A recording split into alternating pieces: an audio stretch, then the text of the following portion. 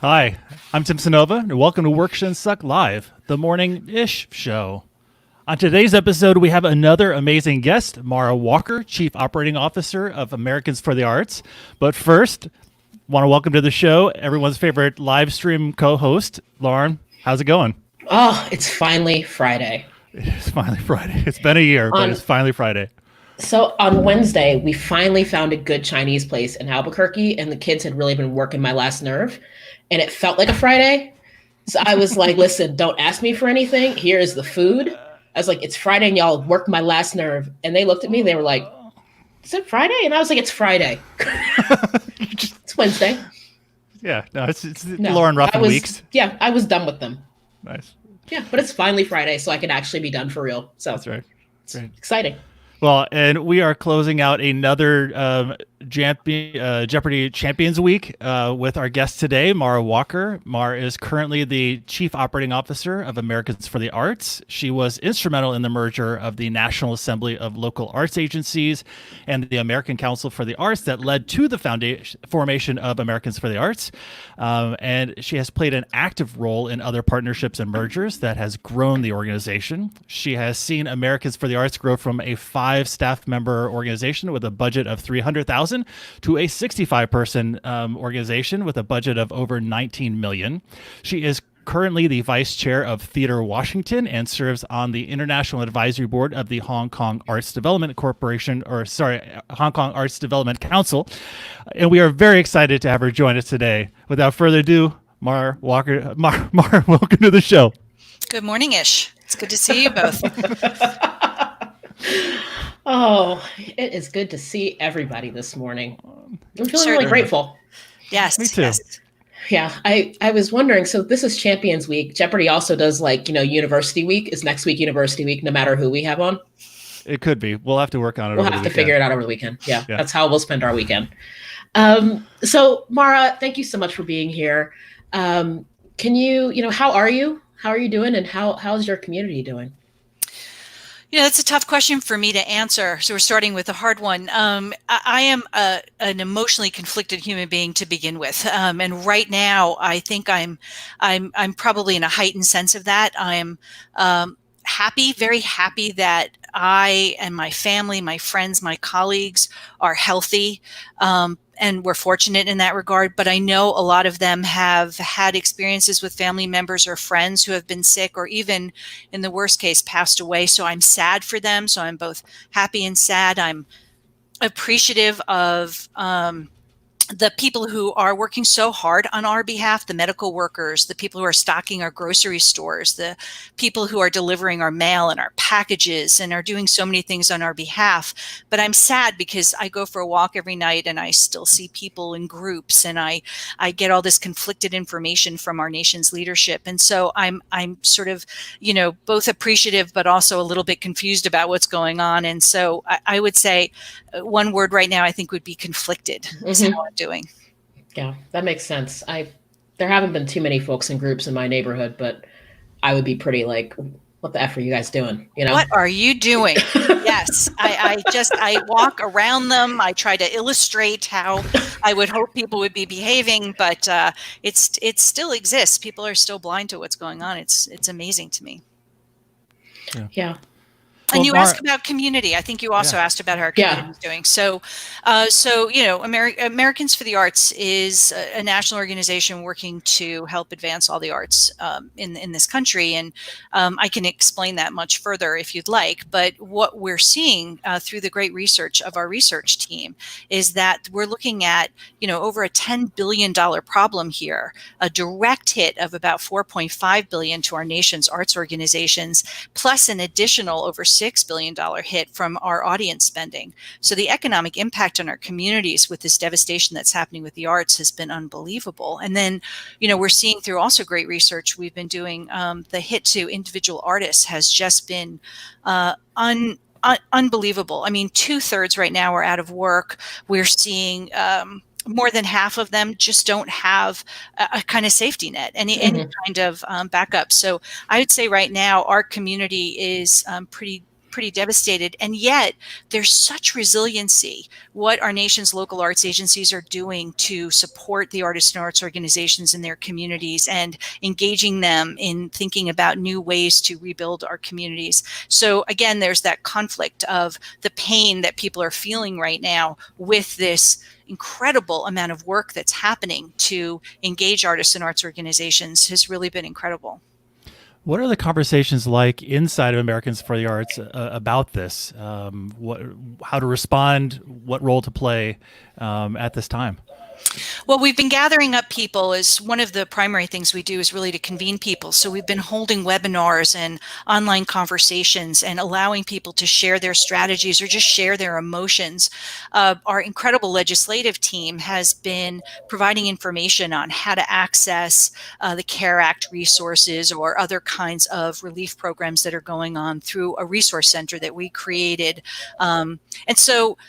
So I guess, I think our team has been so innovative in trying to figure out what's going on, creating case-making research, just really actively engaging with our members and our partners and how we can get information out and share information that will be valuable to them and how to get through all of this. And what does it look like practically working at Americans for the Arts right now? I mean, we in the past have had conversations about sort of my prior skepticism about working remote, virtual workplaces, and sort of my own journey to get to a place where I'm like, actually, this does other things that being in person can't. But I think sort of my default is maybe similar to yours, where like I like going to the office and seeing people in 3D. What does it look like at Americans for the Arts? Maybe what has your journey been like now that we're all distributed from each other? Well, yeah, I have a reputation on staff that regardless of what's happening in the universe, I would be sort of on my hands and knees just trying to get into the office no matter what, just under clouds of smoke, and I'd still be crawling to the office. I want to be there, and I want to be in human contact with the people that we work with every single day. So, what happened a few weeks before this crisis hit, our incredible operations team got together and made sure everybody, all 65 of us, had the equipment that they needed to be able to work from home.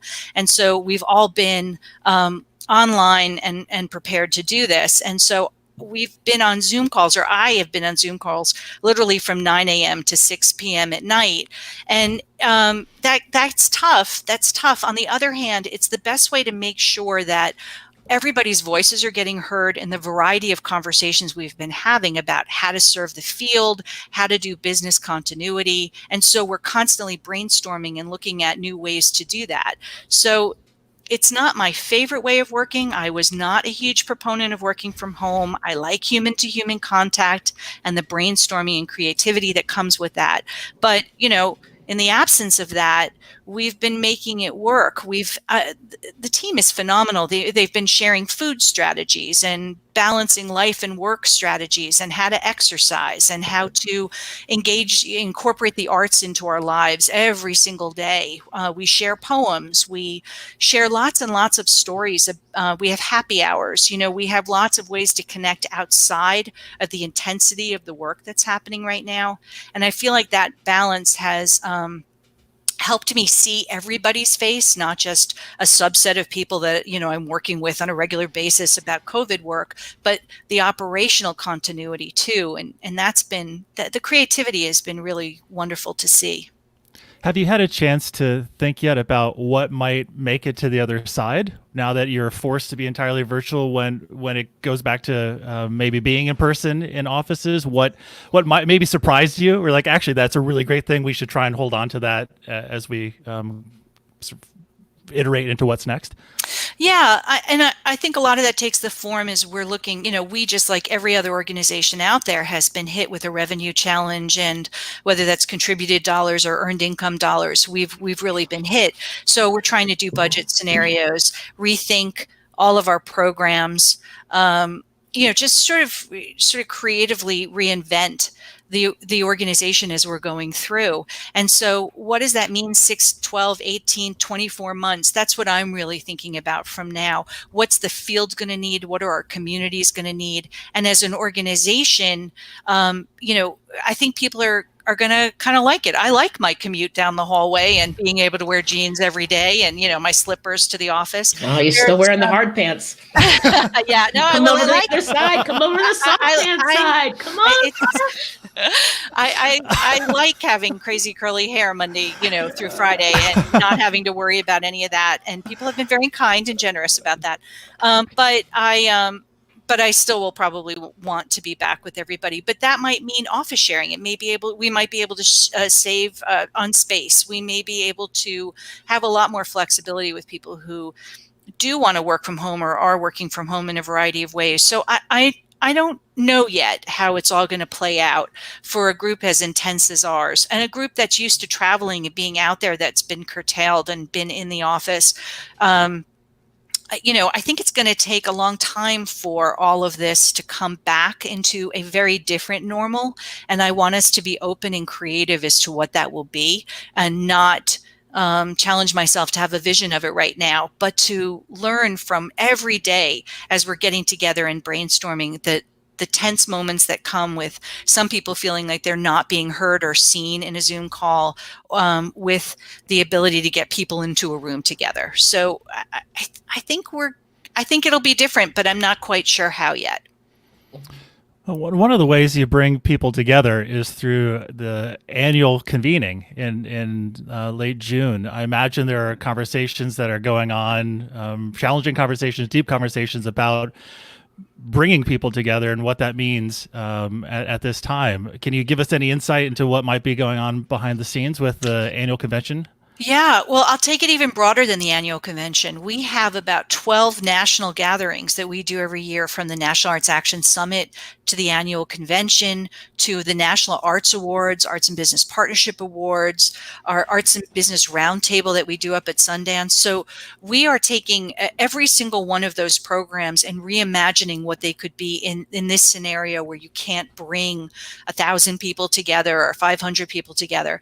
So, for example, the National Arts Action Summit, which was poised to happen at the end of March, right as everything was happening, the creative team there really got together to reimagine what an online program could look like that has over 85 national partners that all come together. And so at the end of April, we'll be releasing very soon, actually, that at the end of April, we'll be taking that whole program online and giving people an opportunity to engage in advocacy strategies in an online program.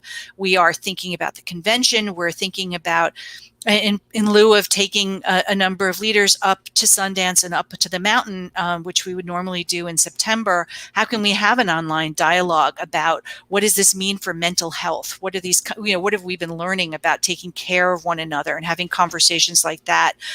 We do, as I said, the National Arts Awards Gala in New York in October, and that's not going to be a very smart choice for us this year. So what are we looking at in terms of how you do fundraisers and how you do other kinds of activities? So we're reimagining every single program that we do, whether it's a small group of 12 to a group of 1,200 at the convention, and thinking about ways that people can be together.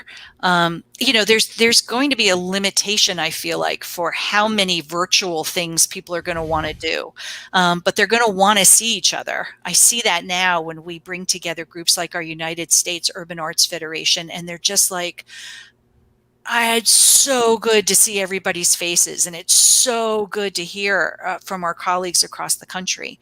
And so I think we'll be continuing in the virtual model for the rest of this year, and understanding and researching how people want to be together in that way, considering that there are no limitation to how many of those opportunities exist for all of us right now. Yeah. You were integral and involved in the merger that created Americans for the Arts.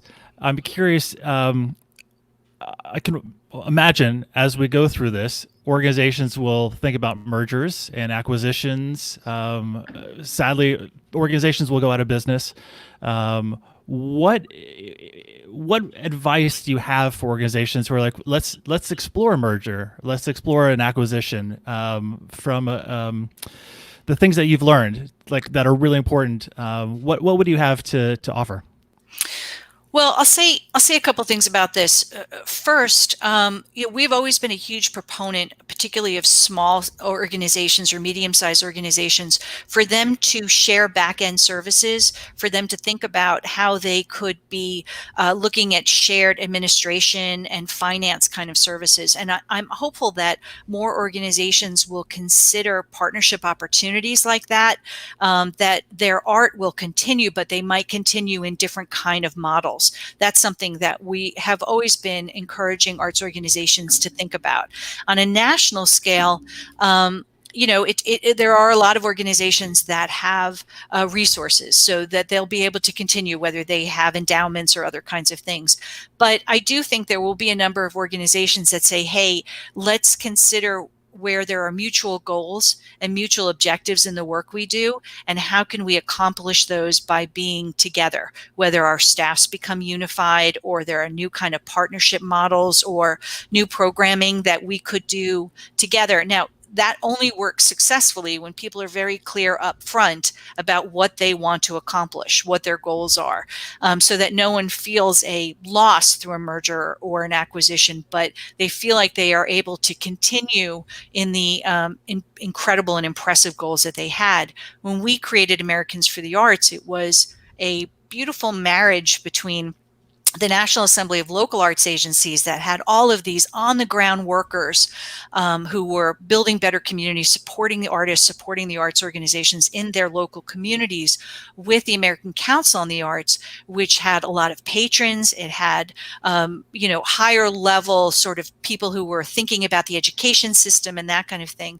So when we combined those, we had, all levels of people who were thinking about the arts come together. People say that Americans for the Arts is a very complex place. I don't, where's my point of entry? I don't understand the complexity and the depth of the organization, but that's because it represents private sector leadership and public sector leadership and local arts leadership and state and national leaders of all kinds who are really invested in making sure that we're building communities in which the arts can thrive. So you mentioned sort of back-end services and operations, and I'm curious, one of the things that we found with Rexchat listed it was some of when we went 100% remote, that there were these little things that we hadn't thought about that actually became really big things and were really time consuming for staff in terms of like change management. Check processing we had down, mail was a little weird. Are you finding any sort of like nitty gritty obstacles that are kind of unexpected as y'all quickly sort of almost overnight go to 100% remote? That's really an interesting question. I think there is an expectation that the organization sort of can make it all better very quickly. And, what are you doing for me? How can you help me? And so we're trying as much as possible to engage our partners in that effort and engage lots of other people. That's why we built out this resource center, so that people know there are a lot of other people that they can turn to. It's not just about, one person being able to do it all, but that it is a multi-organization tiered strategy on this. I think the other thing is that you've got 65 people and things are shifting. So if a lot of work is going virtual, and we have this amazing meetings and events team that has been putting together all of these meetings, when things go virtual, they're shifting their roles. On our finance practices, moving business continuity into an online practice means, people are shifting. They're thinking about standard operating practices and procedures in different ways. And our tech team is thinking about new phone systems and new applications so that it's easy to access your documents from home. So what I've been really proud about in the Americans for the Arts staff is in every challenge that's been presented, somebody has stepped up with an incredible solution, a creative solution that we may or may not have been thinking about when we were at the office because we didn't need to. Or we didn't need to yet. And so we aside from people saying, hey, hang on a second, I'd like to be included in that conversation, and finding a way to insert themselves into conversations that are going on where they want to make sure their voice is heard. For the most part, challenges that have come up we've been able to resolve, whether it's through great uses of technology or somebody saying, who'd be great for that conversation, let's make sure so-and-so is invited into this. And that can be tricky sometimes. As program people are running to try and reinvent programs, you have to make sure your marketing and communication is going along with that at the same time that your finance team is being able to make sure that members know how they can, get the access to continued services that they're doing. Our colleague, you're speaking to Tim's heart. Yeah. There was a lot of deep nods in there. Yeah, our colleague Nicola, when we were as an organization working on what do you do with mail when you don't have a physical location to receive mail, we had these conversations and it started to get really complicated. And she took a step back and just sketched out all of the way mail comes into and leaves our office, and it illustrated the complexity that we really never had to think about before, because it just comes to our office and it leaves our office. But there are like 13 different ways mail can come into and leave our office. And all of a sudden we're like, right, this is why it's been so challenging to figure out that thing, because like checks come in 3 ways and bills come in this way and packages. And then we did the same thing with our financial schematics. Like, how does money come into and leave the organization, which allowed us to take that step back to say, how do we move money when we don't have a stack of checks that we're sitting next to a printer and feeding it? And it really allowed us to figure that out. But it took just like put this all on paper, because you hold some of it, Lauren holds some of it, I hold the others, and for all of us to have the complete sketch. I think Nicola's actually going to be sharing that soon, or someone on the ops team will be sharing our mail schematic. And then so how we adapted that with using a caging service for checks and a virtual office. We use Earth Class Mail as a virtual office for our mail. But yeah, once you start digging, it seems easy. Just find a different mail service. Then you start digging into it and you're like, crap, this is like really complex. And that's just one piece of all of the things you went down the list. That's just us trying to understand it. That's not us trying to understand it and then communicating it to people so we can do behavior change outside of the organization, because you actually can't send stuff to this address anymore. It's yeah. I mean, mail. Mail.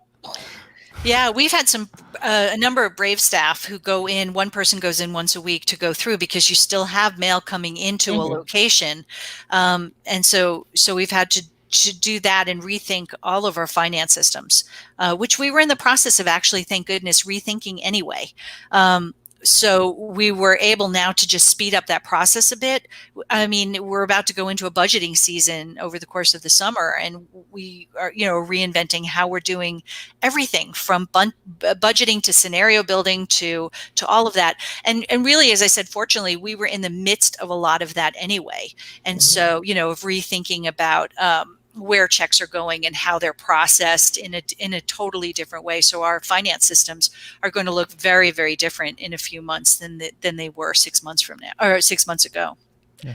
Can you share a little bit about those scenarios, just in terms of, the optimistic thought is that maybe we'll be back to normal, if you want normal. Some of us don't, by the fall. And then there's sort of that. Are you thinking about all of the potential for us being in this space of you doing Zoom from 9 to 6 for the next 18 to 24 months? Are you thinking that, like, are you planning for like worst case scenarios or best case scenarios, or is there some nuance in how you're thinking about that? I think the answer is yes, which is always the answer to Americans for the Arts. Yes. So we're going to be doing budgeting or financial analysis, I guess, if you could. But I think I want to step back from just thinking about operations to what the world is going to be like. How are we making sure that artists and arts organizations are core to the rebuild of our economy and our community, and how they're going to play a critical role in that next step of getting everything back up, and not back up in the way it was. I think we have an opportunity to rethink government structures, rethink how we are living our lives on a regular basis, I want to be sure that the arts and are included in that rebuild process. So it's not just a question of rethinking the operations of the organization, it's also rethinking the programs and services that we're doing. And from that, then how, what kind of new systems are we going to need in place in order to meet that new change and demand? So in the scenario building that we're doing, I'm conscious of both sides of that equation to make sure that it isn't just how we do what we're doing, but it's why we're doing it and a new vision for that also. So I don't know if that entirely answers your question. Our budgeting scenario, our financial scenario will be best case all the way to worst case. I'm going to look at probably about 4 different scenarios, but you can't really do that in our case until you understand the kind of delivery mechanisms of services that we have to do. And until we can make sure, and our legislative team is doing that all the time, that the arts are included in the next stimulus package, that we understand the impact of artists right now and what they're going to need in order to rebuild. I can't create a budget that doesn't look at the kind of programs and services that we're going to need to be delivering over the next 3 years. And I'm just looking 3 years out. There's a 5-year window and probably beyond too. So yes, we're going to be working on a best case all the way to a worst case, but I have to have a better understanding right now of several different visions of how we are going to engage with partners and members as we go forward. Spending all day in back-to-back Zoom calls is exhausting, to say the least, or at best. What are you doing for your resilience and self-care right now? We're human beings. We're in positions of leadership with people looking to us for answers that we probably don't have answers to everything. How are you approaching your own resilience and self-care in all of this? Well, I've never been one to think very much about my own self-care. I have always been much more interested in the care of others. And so that is not something that I am particularly good at. I think that I am doing my best to stay connected to my family. And that is the support system that I have is, the way that we make each other laugh. I mean, laughter is a huge part of our family. I am walking more. So at the end of the day, when my shoulders have been like this for, 8 hours, that I go for a walk and I remind myself to put them down. I'm very concerned that I'm not going to be able to fit through the door of my office when I get back. So I am trying to think about food. I am the worst cook on the planet, and my husband's been very kind about what's been on the table. But I've been trying to think about making sure there are more vegetables than pasta on those plates and things like that. So I'm desperately trying, and I'm desperately surrounding myself by people who really do know how to make me laugh, and that is the best medicine for me. On staff, we're very conscious of that too. We created something called the Learning Lab, the Americans for the Arts Learning Lab, and what that is staff-driven training program for us, where we're thinking about anywhere from understanding history of oppression, microaggressions, to self-care and self-esteem building and those kinds of issues. So we do training all year round on how to help one another, which is really incredibly helpful for me. I've learned so much from folks, but I've also learned that it's a really important thing to remember how to breathe, because I'm just rushing from thing to thing to thing, and I don't necessarily stop and think, okay, just take a breath, just calm down for a second and get into the next thing well prepared. I've been meditating for a while, and it never fails. As you're going into it, you're like, feel yourself sitting, and then one of the prompts is, and you'll notice yourself breathing, and I'm like, I am breathing, but it's like surprises me every time, like it shouldn't be, but yes, I am breathing, and that sort of recenters me in a helpful way. But yeah, you just go from one thing to the next, and it feels like being present in the moment in life, and tapping into those things are really helpful. Yes. Being present, I think, is possibly the greatest gift I can give to anybody. And it's probably the hardest thing I do in this job because when you run from something to something and someone's calling me and someone's texting me and someone's chatting me and all of those things are happening at the same time. And I really want to be there for the person on the other side and to lend them the greatest support or brainstorming or ideas. That's a really hard thing for me. And I do try and work on that. Yeah, 9 to 6 on Zoom is, I am skeptical about people at best. So, that is a lot of talking to folks. I'll be thinking about you I for a appreciate while. it. And if you ever just want to sit in silence on Zoom with somebody, feel free to put a time on my calendar. I'm not sure I'm capable of it, but I appreciate the offer. I'm just going to say everything else you're doing is best practice, but 9 to 6 on Zoom is not. But no, this has been really lovely, Mara. As we're sort of closing out the episode, you talked about so much meat. I feel like this is the episode where we actually got to work the most, which is awesome given the title of this live stream. What's still top of mind for you that we haven't spoken about? Is there anything you want to leave our audience with? Well, I think that the nation's I'll say one thing. I have loved the way that the arts have been essential to everybody's survival of this crisis. You see people doing art, doing poetry, I just saw a video of Brian Stokes Mitchell, who's on our board and on our artist committee, singing Man of La Mancha out his window. The way that people are designing masks and getting things to the hospitals. I mean, the art has been central to, I think, the day-to-day survival for people who have been in their homes. And I want to make sure that the arts stay core to building better lives in communities and workplaces and our education system as we move forward. And that is what Americans for the Arts will be doing. And that is hard work. It is advocacy work, it's data, it's research work, it's convening work, it's partnership work, it's all of those things wrapped in so that we get pro-arts policy as core to the rebuild of America's communities and economy. And so I'm thinking about that, and I'm thinking about our people, our board, our staff, and all of the people that we work with, our incredible partners, on how to make sure we come to the other side of this with a reminder to people that the arts are essential to how we move forward, and to our 65 people as well. Great. Mara, thank you so much for being on the show. Thanks.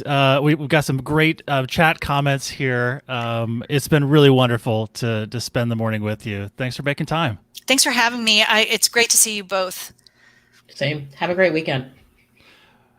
We are back next week with another amazing lineup of guests. We'll be joined by Cyrus Marcus Ware on Monday, Gail Kreider, Christina Newman-Scott, Dave Archuleta. If you miss us in the meantime, you can download podcasts. We have almost all of them up from the live stream as podcasts and transcripts. We're working on caption over the weekend. So workshandsuck.co. Thank you all for being on the chat. It's fun to see you all week long. Give it a thumbs up before you leave. Subscribe if you've not yet. And until next time, thanks so much for being with us.